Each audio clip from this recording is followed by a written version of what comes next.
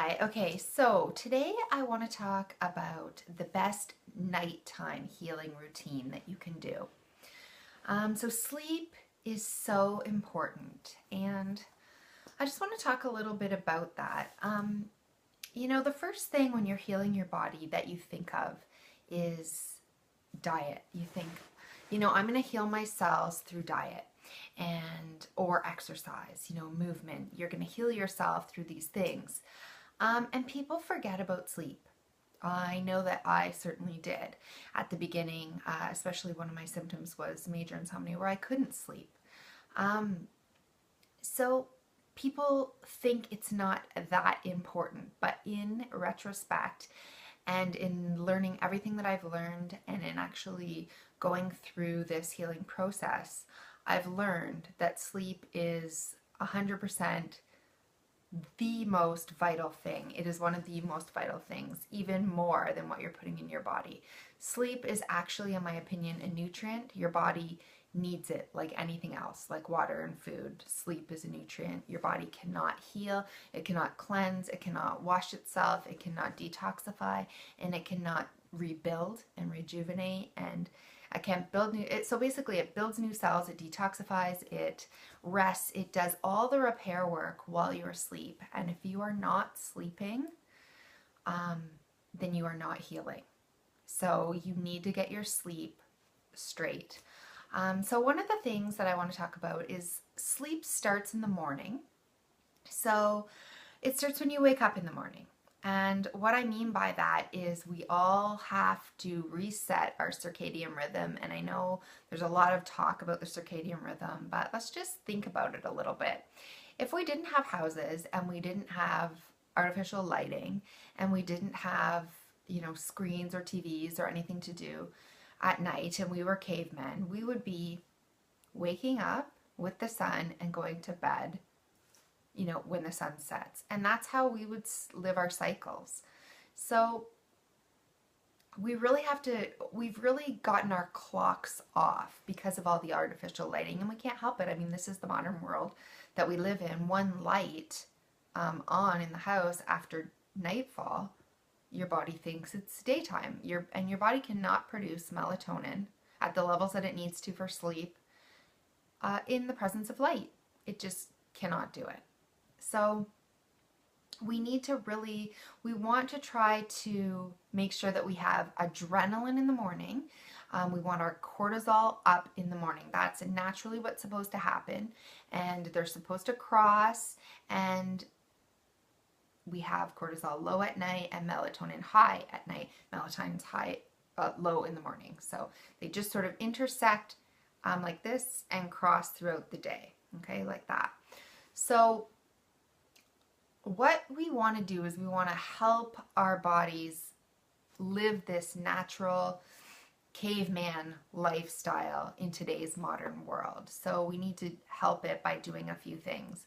But the first thing we need to do is when we wake up, we need to go outside. We need to go outside around sunrise. And we need to breathe the fresh air and get that light in our eyes. Our body will realize the sun is coming up. It will start to produce the right amount of cortisol. And as we're moving, it's telling our body, yes, movement. It's starting to be morning. This is what's supposed to happen. Our cortisol is supposed to rise.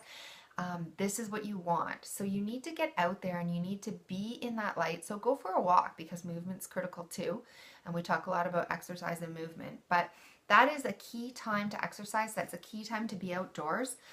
It's very challenging in our society today when people are getting up. They have families, they have children to get ready for school. So you're going to have to make time either before you get the kids ready for school or right after the kids get on the bus or whatever to school. You're going to have to carve that out even with a job.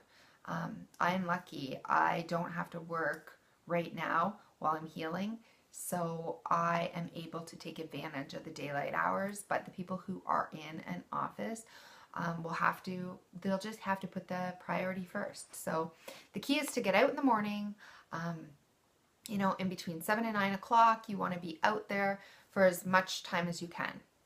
walking and getting used to that light. It would be helpful to actually be outside. I mean, if we could reset our circadian rhythm, going camping would be the best way. If you really wanted to reset your clock, going camping would be the best way. You're outside all day, you go to sleep when it gets dark, you wake up when the sunlight comes out. And so if you are in the summer, you can go camping, you can be outside, you can do all these things. If it's in the winter, it's a little more challenging, and if you're not on a vacation, it's more challenging. So you have to just try to do whatever you can do to make it the most like that possible.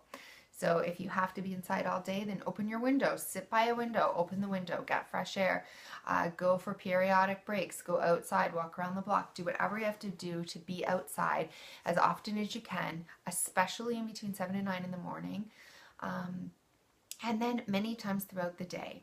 So that's the first key. We need our morning sunlight, we need our exercise.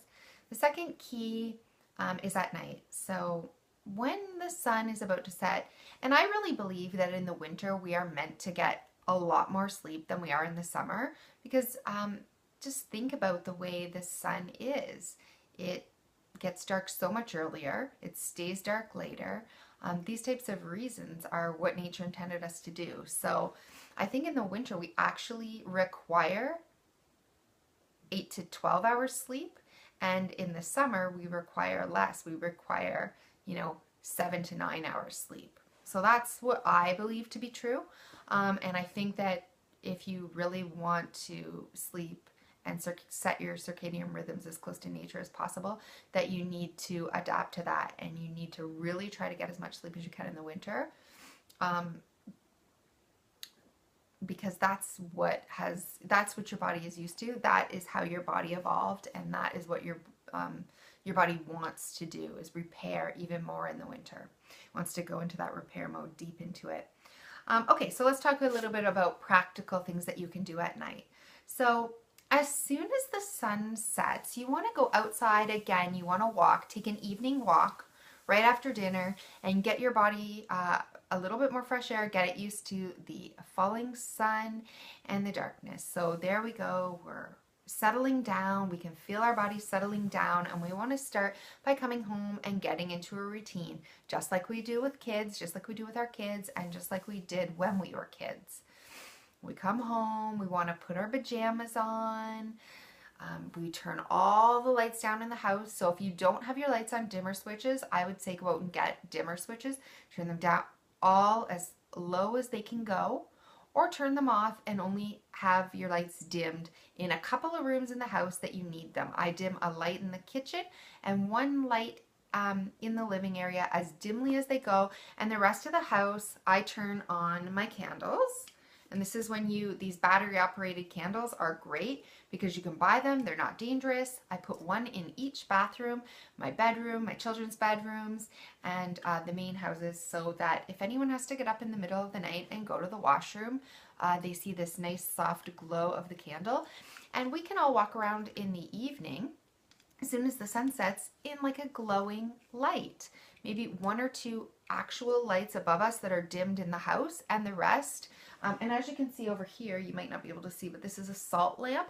That's another great light to turn on in the evening, is a salt lamp in your bedroom or in the main living room, because it gives off a nice soft glow. So I would invest in some candles. You can buy them in packs, battery operated, and a salt lamp. The other thing I do, so first of all, during the day, I have my blue blocker glasses, which have the orange tint, and it blocks out all the blue light.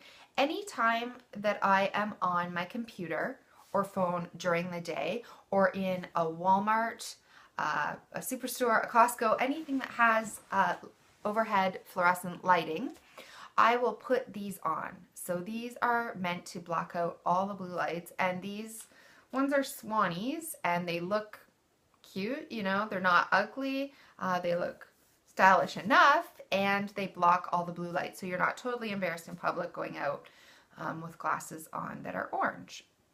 But I will just tell you that these don't work as well as the cheap Skyper glasses that you can buy online for $10.